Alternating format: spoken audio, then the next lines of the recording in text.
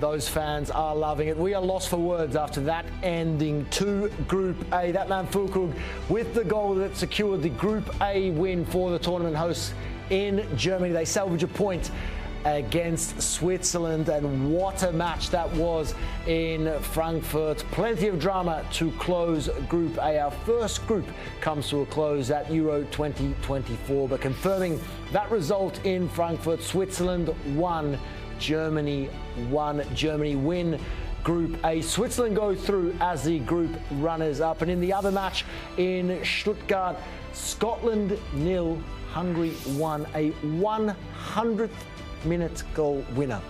Didn't think I'd be saying that at the start of the show, but remarkable. What a performance, what an ending. What that means, sadly, Scotland bottom of the group and go out. Hungary move on to 3 points and will require results to go their way in order to progress as a best third place finisher. And there's confirmation of Group A. Germany 7 points, Switzerland 5 points, Hungary 3 points, Scotland go home with 1 point. The key for Hungary there, that -3 goal difference, could come back to haunt them, but they got their goal, they got their win, and you can see now 4 nations have confirmed their place in the round of 16. Germany, Spain and Portugal as group winners. Switzerland as a runner-up. Those first 3 nations will all be in the same half of the draw. We could see a Germany-Spain quarter-final, a Germany-Portugal semi-final. So much to look forward to as we get into the knockout stages of this competition. But what a way to end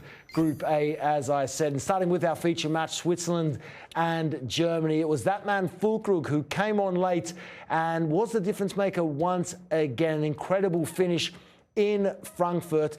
And we've spoken about him so much, the battle between Füllkrug and Havertz coming into the tournament. It's been Havertz that has started all 3 matches, but Füllkrug on the score sheet yet again. Yeah, you know, when we look at the setup and, you know, you look at your starting 3 up front for Germany, it's always key that you've got somebody who can come off the bench and change the game. Hence, Füllkrug, that's what he's done. He's come off the bench again. He scored a wonderful header, 2 goals in this competition, and Nagelsmann will need him. Maybe he plays him in the next round. We don't know, but that's a towering header. That's a fantastic header. Great cross in. Look, dying minutes, pop. You don't get better than that, and that's why you need, you know, top strikers like this, and hopefully he plays more in the competition. Absolutely. Füllkrug, the wonder boy, the mature wonder boy. His story well discussed, and he delivers yet again a 13th international goal for his country in 19 appearances. Gurpreet, we spoke in the lead up to the match about how Germany have announced unchanged 11s for the first time in all 3 group stage fixtures, but certainly now after that performance and another goal, he's pushing for a start in the knockout stage.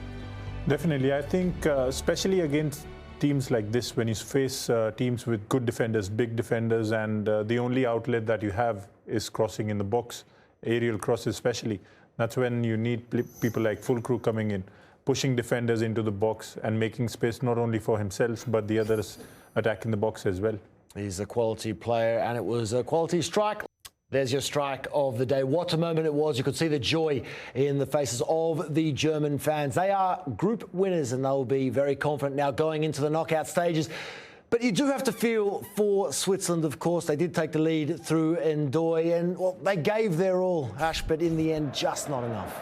Yeah, I think they'll be encouraged, though, that they've defended well for large periods of this game. Obviously, a little bit of a lapse towards the end. You know, you need your big central defenders then to put the bodies on the line and get the first contacts. You know, at the end of the day, football's won and lost in both penalty boxes, and that's where your bread and butter is the centre half. You've got to get up there. You've got to have the desire to win the header. They've scored a goal in this box, obviously, by getting across defenders, but the flip side is the defenders haven't defended at their end. But they'll be encouraged because they've, you know, more than matched Germany for large periods of this game. Going into the latter stages, they'll take confidence that, you know, Germany are one of the favourites and they can go toe to toe with them.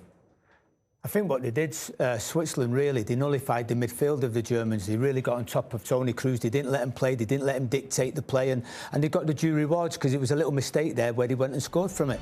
Of course, it was he and Freuler, the 2 Bologna teammates, that combined for that goal. Freuler with his 2nd assist of the tournament, and you could see a very passionate celebration there. And Gurpreet, there is a lot to like about Switzerland, and I think despite conceding so late, they are going to be confident now going into the round of 16.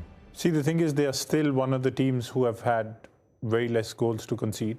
Maybe the only team who hasn't lost, I think, games in the last 13 games, maybe one loss, that's it. And teams like this are the ones which other teams need to be wary about, who can adapt according to opponents and can have players coming on from the bench as well. Players like Shaqiri, who were there in the last game, scores out, Mbolo comes in and is a threat for players like Rudiger.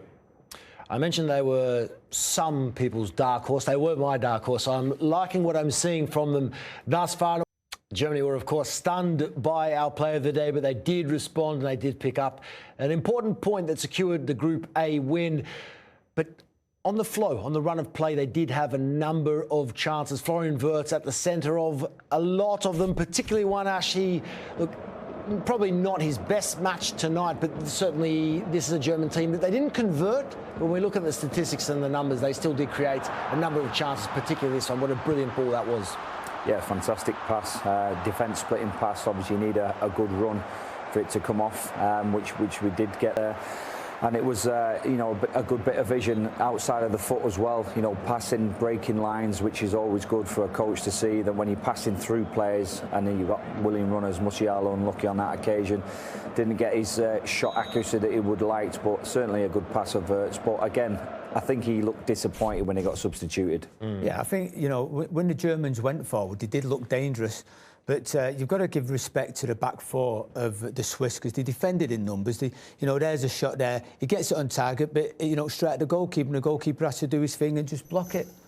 Absolutely. There were a lot of positive attacking movements for the German team. But when we look to our change maker of the match, it came at the other end with Akanji and some of his good defensive work. What a block that was, Gurpreet. As a goalkeeper not needing to make the save there, that was a fantastic defensive display. That reminded me of Sandesh Jhingan. Always puts his body in front of the ball, proper centre-back's block.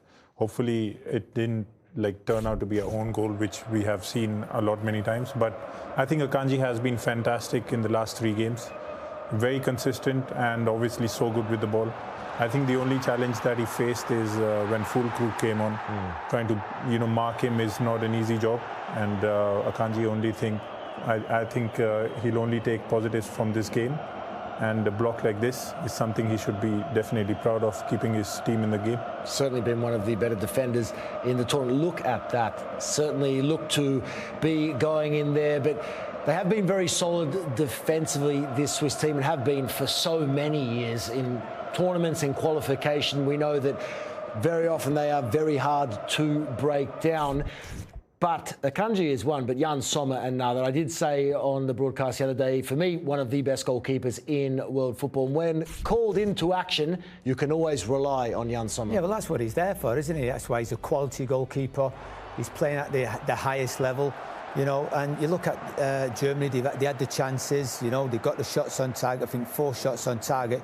But, you know, he done his job, what he had to do. You know, here, great punch, isn't it? I mean, he's not the biggest, is he, Gurpreet? He's not the biggest keeper. What, about 6 foot?